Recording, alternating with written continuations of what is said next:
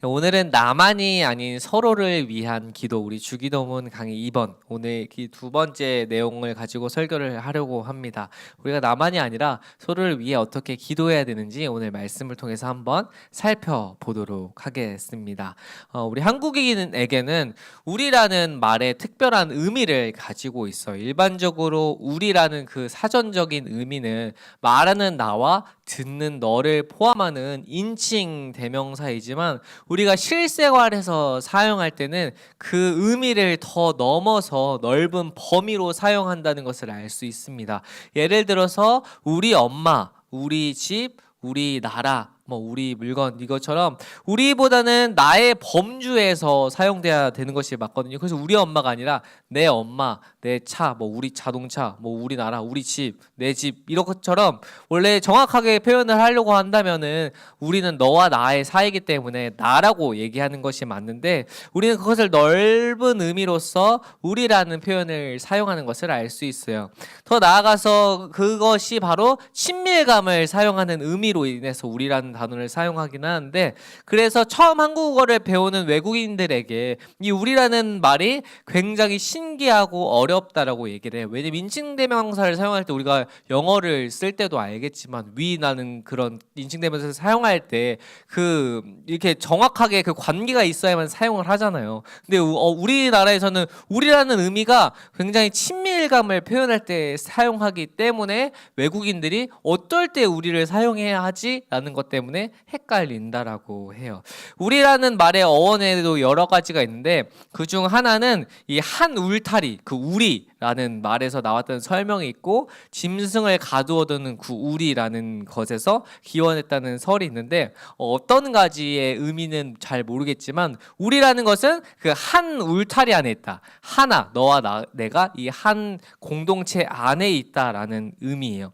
예수님께서 가르쳐 주신 주기도문도 마찬가지예요. 주기도문에는 나는 없고 오늘 우리의 말씀의 표현을 보면 우리라고 표현되는 있는 것을 알 수 있습니다. 예수님께서는 먼저 우리에게 하나님을 우리 아버지라고 부르며 기도하라고 가르쳐 주셨어요. 그리고 오늘 우리에게 일용할 양식을 주시고 우리가 우리에게 죄 지은 자를 사하여 준 것 같이 우리의 죄를 사하여 주시옵고 우리를 시험에 들게 하지 않도록 기도하라는 것을 알 수 있습니다. 이처럼 내가 아니라 나만을 위해서가 아니라 주님이 알려주신 주기도문은 결국엔 우리를 위해서 기도하라는 것을 알 수 있어요. 지난 시간에 우리는 주님께서 가르쳐 주신 주기도문 전반부를 나누었어요. 전반부의 내용은 하나님의 나라와 하나님의 영광에 대한 내용이었는데 오늘은 이 주기도문 후반부를 살펴보고자 합니다. 후반부는 이웃에 대한 것이에요. 이웃에 대한 것. 주님께서 가르쳐 주신 기도는 후반부에 우리의 현실 문제에서 하나님 아버지가 관여해 주시길, 즉 우리의 삶에서 실질적으로 개입해 주시기를 원한다는 것이 담겨 있다는 것을 알고 있습니다.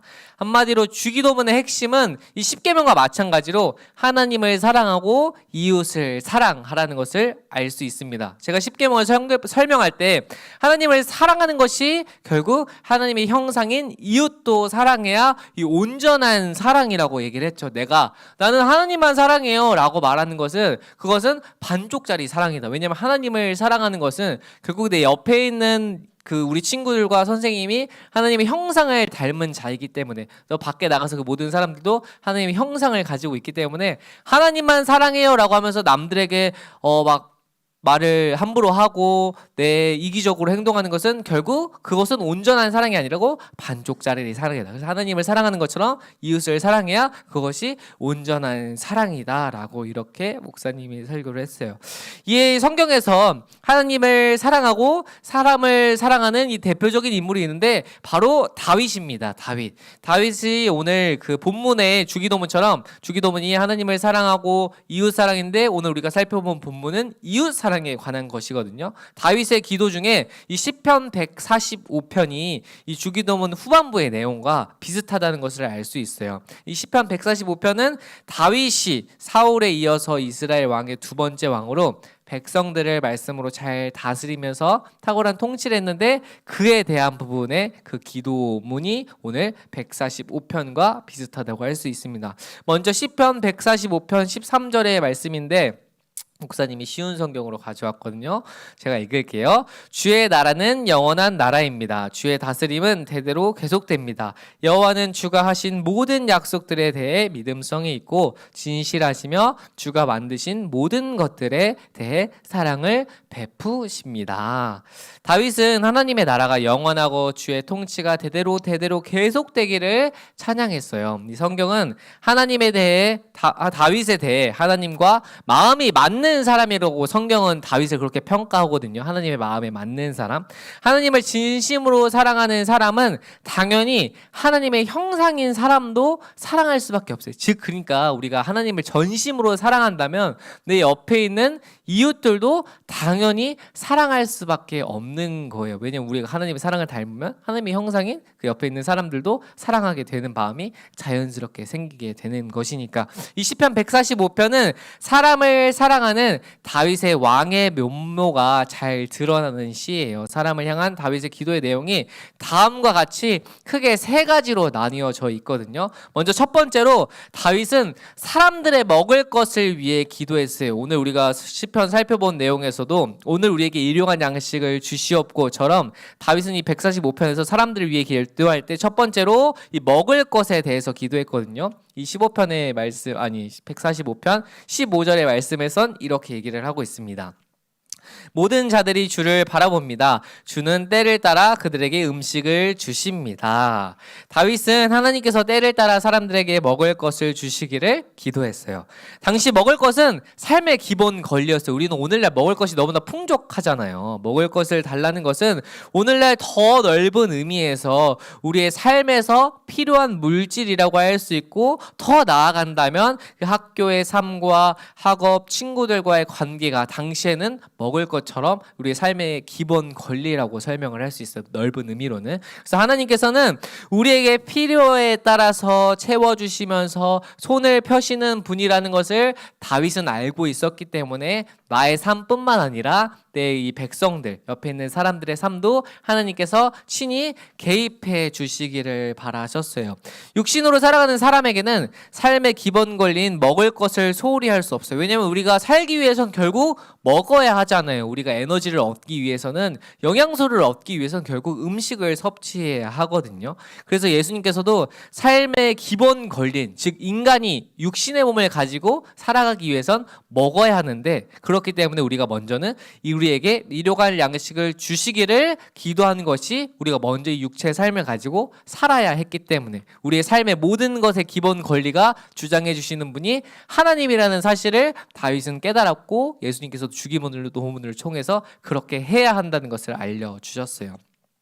보통 성경에서 먹을 것이 나올 때는 기본적으로 육의 양식, 즉 우리가 먹을 것, 그 육체의 기본 원리, 사람이 살면서 필요한 에너지, 영양소를 말하지만 보다 더 확장하면 영의 양식도 내포되어 있어요. 왜냐하면 예수님께서는 우리가 영적인 존재로서 떡으로만 사는 것이 아니라 하나님의 입으로 나오는 모든 말씀으로 살 것이라고 얘기했기 때문에, 즉 우리는 육신의 몸을 가지고 있지만 영적인 세계, 우리가 기도하는 것이 무엇이에요? 이 영적인 세계를 하나님께서 다스리고 있기 때문에 주님 제 삶이 형통할 수 있게 도와주세요 라고 기도할 때, 그때 우리가 영의 양식을 먹고 힘을 내서 기도하려면 결국엔 말씀을 섭취해야 된다. 그래서 우리가 말씀을 항상 묵상하고 기도할 때 우리의 기도가 주님 가운데 이루어진다라는 것을 예수님께서도 말씀해 주셨고, 주기도문을 통해서 오늘 다윗이 자신의 시를 통해서도 이렇게 설명을 했습니다.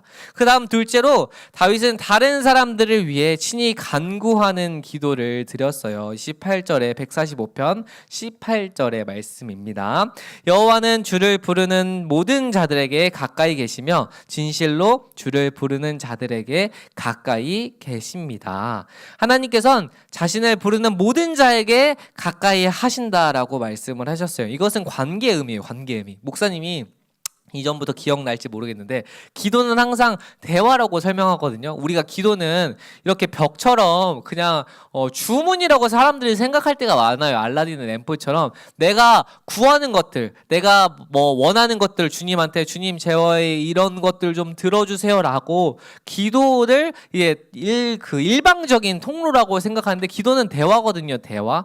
그렇다면 이제 대화라고 하면 그럼 하나님은 어떻게 나에게 말씀을 어떻게 말을 해주세요라고 할 때 목사님 그것은 성경에 나와 있다. 그래서 성경 말씀을 읽고 기도할 때 서로 이렇게 소통이 되는 건데 우리가 친구들도 마찬가지고 뭐 부모님과에서 관계에서도 엄마 아빠가 있을 때 대체로는 다 엄마랑 친하거든요. 아빠랑 친한 분도 있지만 대체로 그렇다는 거 친하다는 의미는 결국엔 어떤 거냐면 대화를 많이 할 때 내가 친하다고 생각해요. 왜냐하면 나의 생각과 나의 상황과 그것들을 공유할 때 아 그렇구나 라고를 알고 이 사람의 생활 패턴과 이 대화를 할 때 어떤 생각을 가지고 있는지 알 수 있기 때문에 즉 우리가 하나님에게 가까이 하는 자에게 그 가까이 계신다라고 한 것은 우리가 주님께 더 많이 기도하면 주님이 우리가 더 친밀해지시고 우리의 상황을 더 잘 안다는 뜻이에요.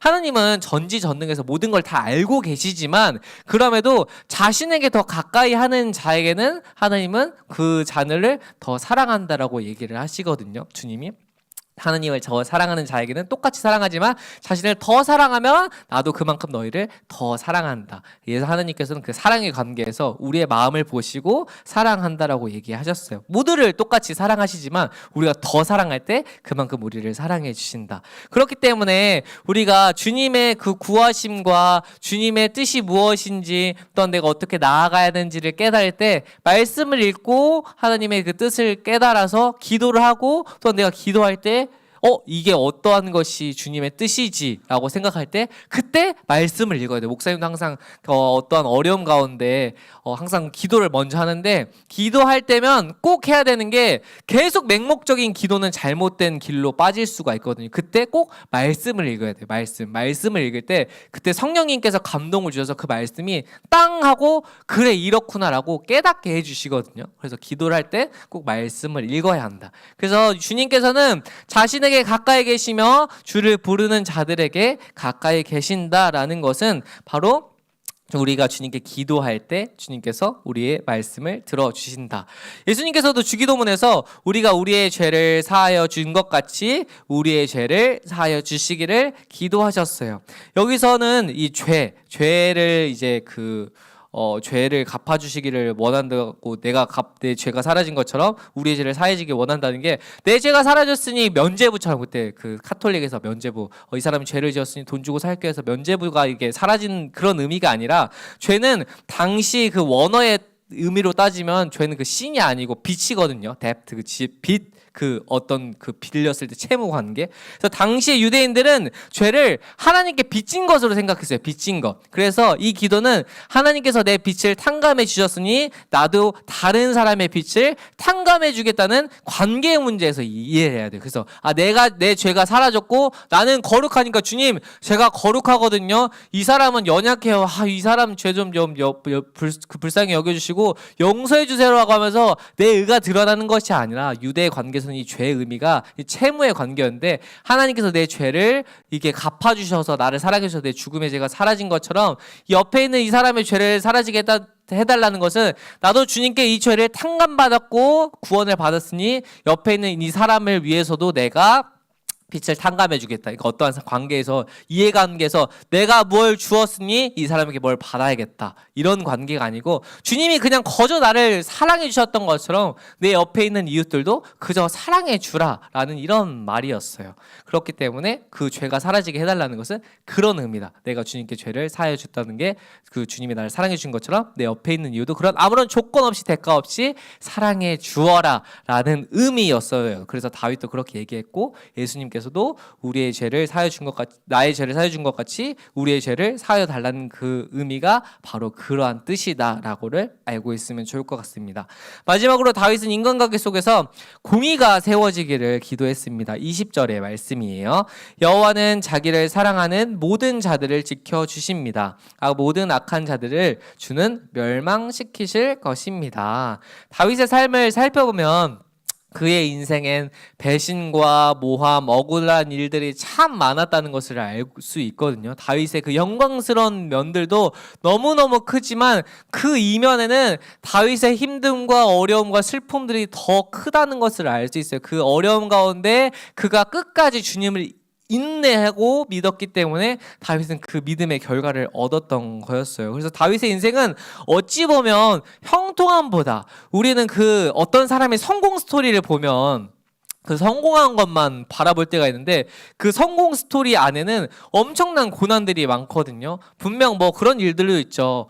그냥 금수저처럼 내 부모님이 잘 살아서 그냥 태어났더니 다 가졌다라는 사람도 있지만, 대체로의 사람들은 그 성공의 과정에 가기 위해서는 엄청난 많은 힘듦과 실패와 어려움들이 있는데, 사람들은 그 성공만 바라볼 때가 있어요. 다윗의 인생도 마찬가지예요. 다윗도 주님께서, 하나님께서 사랑하셔서 믿음의 인물이 되었지만 그 과정에서는 인내하고 슬퍼하고 어려움 가운데 끝까지 주님을 믿었기 때문에 그 믿음의 결과를 얻게 되었던 사람이다.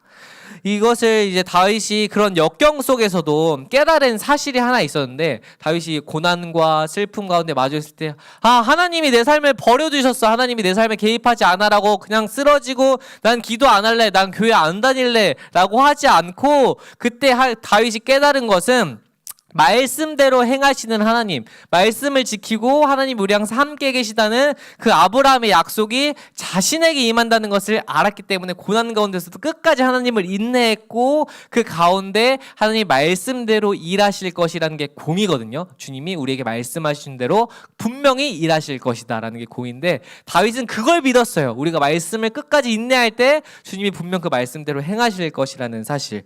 다윗은 이처럼 하나님의 공의, 즉 말씀을 철저하게 신뢰했어요. 그래서 하나님의 공의가, 다시 말해서 하나님의 말씀이 온전히 세워질 것을 기대하면서 하나님을 사랑하는 자를 보호하시고 또 하나님을 사랑하지 않는 악인들을 다 멸하시기를 기도했어요. 우리가 어려움 가운데 고난을 받고 이럴 때마다 주님이 그 안에서 분명 우리의 마음을 다 아시고 우리의 모든 슬픔을 지켜보고 계시기 때문에 우리 어려움들을 갚아주실 것이고, 또한 그 끝내 인내할 때 주님의 그 가운데서 믿음의 결과를 허락해 주신다.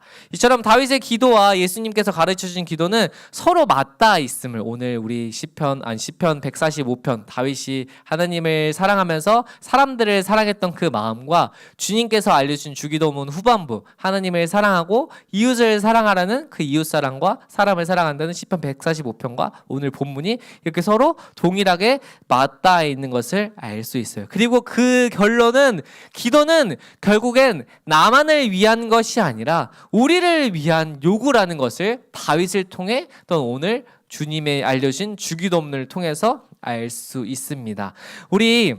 하나님께서 우리를 창조하실 때 하나님의 형상으로 창조하셨다라고 하셨잖아요. 근데 하나님의 형상을 창조하실 때 하나님께서도 우리라는 표현을 말씀하시거든요. 우리의 형상을 따라 우리의 모습대로. 이 우리가 뭐냐면, 그때도 설명했던 거죠. 삼위일체 개념을 목사님 설명했었는데, 하나님과 예수님과 성령님께서 의논을 해서 우리의 형상대로 창조하자라고 했어요. 그래서 우리는 결국엔 그 공동체의 그 모습이 숨겨져 있어요. 그래서 사람은 결국 혼자 살 수 없는 것들이 바로 그 삼위일체 하나님이 그렇게 공동체로서 창조를 하셨기 때문에. 그래서 우리는 공동체가의 그 필요가, 공동체가 그 사랑이 온전히 채워질 때 하나님의 진정한 은혜를 누릴 수 있고, 예수님께서도 두세 사람이 모인 곳에 내가 있을 거라고, 교회도 결국엔 두세 사람이 모인 그 공동체가 교회이거든요. 그리고 가장 작은 교회, 이 땅의 가장 작은 교회가 바로 가정 공동체예요. 가정은 누구예요?